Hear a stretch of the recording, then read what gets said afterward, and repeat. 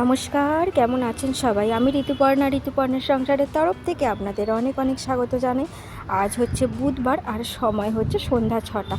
এখন হচ্ছে এই যে চাটা খাওয়া হয়ে গিয়েছে আর এখন এই যে কিছুটা বাসন আছে সেটা মেজে নিচ্ছি। আর দেখতেই পাচ্ছেন কতটা আস্তে আস্তে করে বাসনটা মাজছি, কারণ কি বলুন তো, আজকে হাতটা না ছুরিতে অনেকখানি কেটে গিয়েছে। আর কি বলবো, এত ব্যথা হাতটা, মানে কিছু করা যাচ্ছে না। আর আমার বর অনেক থালা বাসন ছিল, সেগুলো সব মেজে দিয়েছে, আর যেগুলো আছে টুকটাক সেগুলো আমি একটু মেজে নিচ্ছি। আমাদের মানে কি বলবো, আমরা কি আর বসে থাকতে পারি? মানে কীরকমের একটা হয়।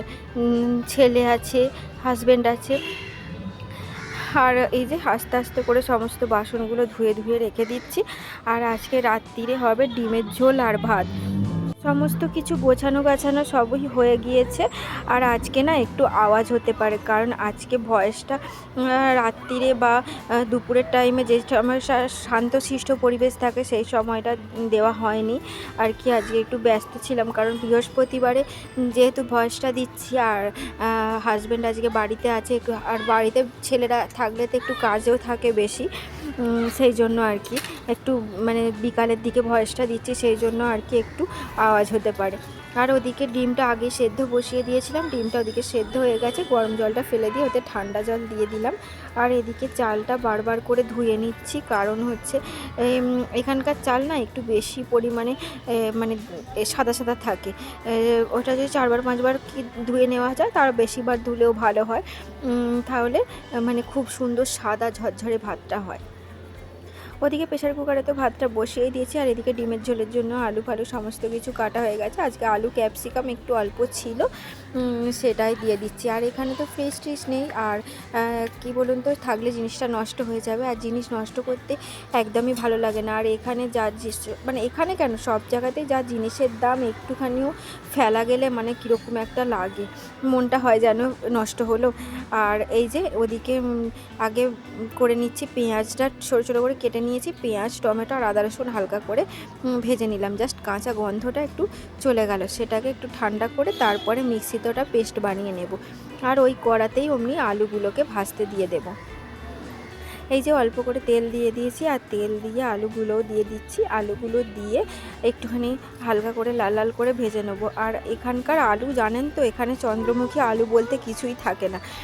আলু এতই হারে শক্ত যে আপনাদের কি বলবো, আলু মানে ভাজার পরেও মানে কতক্ষণ থেকে যে সেদ্ধ হতে লাগে সে আপনাদের কি বলবো। কচু তার থেকে তাড়াতাড়ি সেদ্ধ হয়ে যায়, জানেন তো। আর এই যে ওদিকে আলুটা আস্তে করে ভাজতে দিয়ে, আর এদিকে ডিম ছাড়িয়ে নিচ্ছি। আর কি বলুন তো, মানে একা হাতে যা করতে হবে না, দুদিকে মানে এদিক ওদিক করে করলে খুব তাড়াতাড়ি হয়ে যায়। যে একটা কাজ নিয়ে আলু ভাজছি মানে আলু ভাজাতেই বসে থাকবো, সেই সব করতে গেলে অনেক টাইম চলে যাবে। এর মধ্যে ছেলেকেও পড়াতে হবে। আর এদিকে তিনটে ডিম ছাড়িয়ে নিয়েছি, আর বাবুদের জন্য রাত্রিরে বলে ওদেরকে 8খানা করে দেব। আর এই যে সকালেও ওরা আজকে ডিম খেয়েছে, যেহেতু বায়না করবে সেই জন্য আর কি ওদেরকে একটা দিয়েছি। আর এই যে আলুগুলো ওদিকে আমার ভাজা হয়ে গেছে, ওদিকে নুন হলুদটাও মাখিয়ে নিয়েছি, আর ডিমের গাগুলো হালকা হালকা করে চিড়ে নিয়েছি। আলুগুলো আমার ভাজা পুরো হয়ে গেল, আর এদিকে ডিমগুলো ভেজে তারপর তুলে নেব। আর এই যে ডিমগুলো নুন হলুদ মাখিয়ে নিয়েছি, আর কড়ায় বেশি তেল দিইনি। আর যেহেতু ওয়েদার ভীষণ খারাপ, কখনো গরম কখনো ঠান্ডা, তারপর পেটের সমস্যাও হয়ে যাবে। আর কড়াটা ধোয়া হয়নি বলে দেখুন কেমন কালো কালো মতো হয়ে গেছে। আর এই যে এদিকে দিয়ে দিয়েছি জিরে, তারপরে ওই ক্যাপসিকামগুলো দিয়ে দিয়েছি, আর একটা তেজপাতাও দিয়েছি। আর ওদিকে ক্যাপসিকাম ভাজা হতে হতে ওদিকে ভাতের সিটিটাও উঠে গেল। আর এদিকে মশলাটা আগে থেকে পেস্ট করে নিয়েছিলাম, মশলাটা দিয়ে নিয়েছি, তারপরে মশলা ধোয়া একটু জলও দিয়ে দিলাম। আর আমরা না কিছু ফেলে দিতে মানে চাই না, কারণ আমরা বাড়ির বউয়েরা যদি একটু বুঝে সংসার চালাই, তাহলেই দেখবেন বাড়িতে কিছু অন্তত দেখা যায়। আর ওই যে ওদিকে দেখতেই পেলেন বাটিতে একটু জল নিয়ে নিয়েছি, হলুদ গুঁড়ো, একটু লঙ্কার গুঁড়ো নিয়েছি, কাশ্মীরি লঙ্কার গুঁড়ো নিয়েছি। আর যেহেতু বাবুরা খাবে ঝাল হয়ে যাবে, আর সকালে না একটু তরকারিটা ঝাল হয়েছিল, সেটা মানে পেটটা একটু কেমন হচ্ছিল, সেই জন্য এবার একদমই একটু লঙ্কা দিয়েও দিইনি।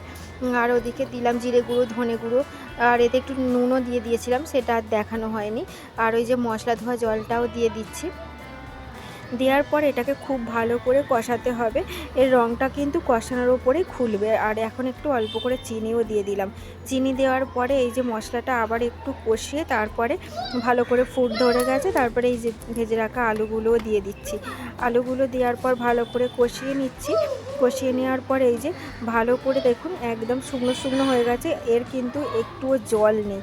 তারপরে কিন্তু আমি এবার জল দিয়ে দিচ্ছি।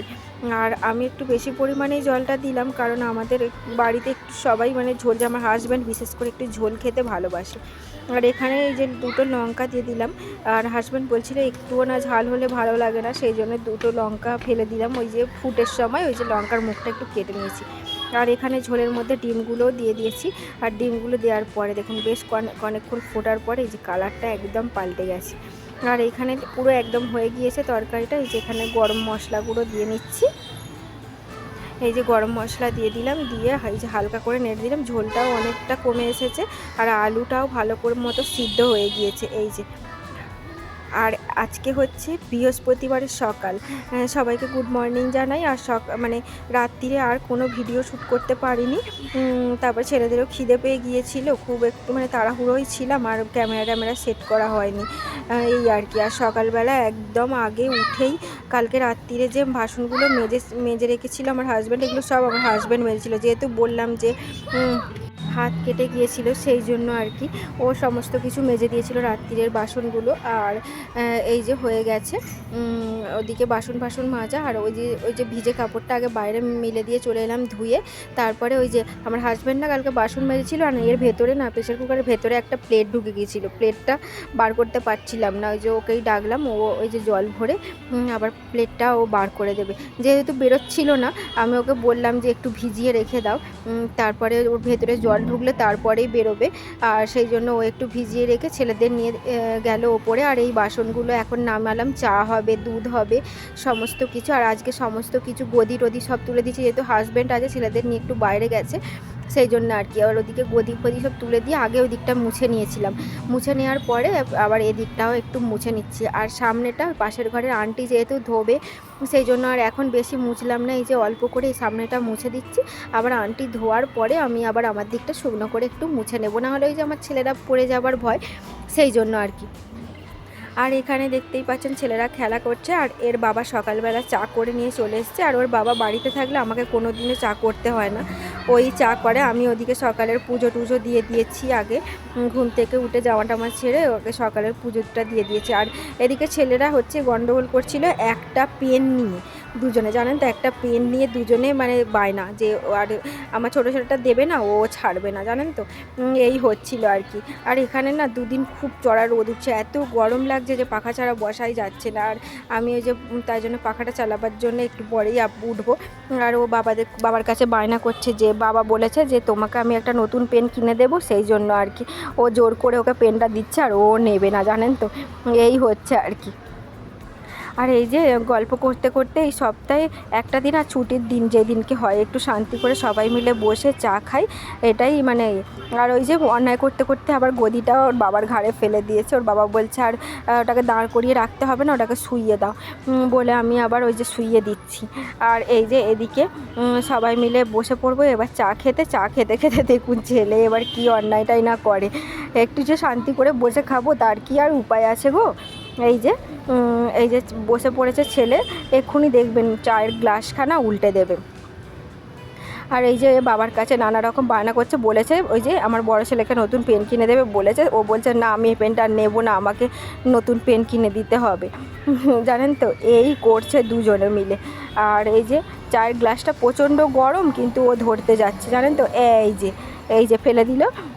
এই যে আমি এদিকে ছুটে ছুটে চলে যাচ্ছি আগে মোছাখানা আনতে, না হলে এক্ষুনি কি বলবো। আর এই যে নারে গদির ভেতরে ঢুকে যাবে, আবার রোদে দেওয়ার সমস্যা বললো তো, এখানে যখন তখন বৃষ্টি চলে আছে, সব সময় আর কি লক্ষ্য রাখতে হয় গদি টদি রোদে দিলে। ওদিকে আগে মুছে নিলাম একটা ওই যে ডান্ডাটা দিয়ে, তারপরে এখানে আবার একটা শুকনো দিয়ে মুছে নিয়ে তারপর বসে চা খাবো। তার মধ্যে ভিডিওটা এখানেই শেষ করে দিচ্ছি। যদি কিছু ভালো লেগে থাকে প্লিজ সাবস্ক্রাইব করে পাশে থাকবেন। টাটা।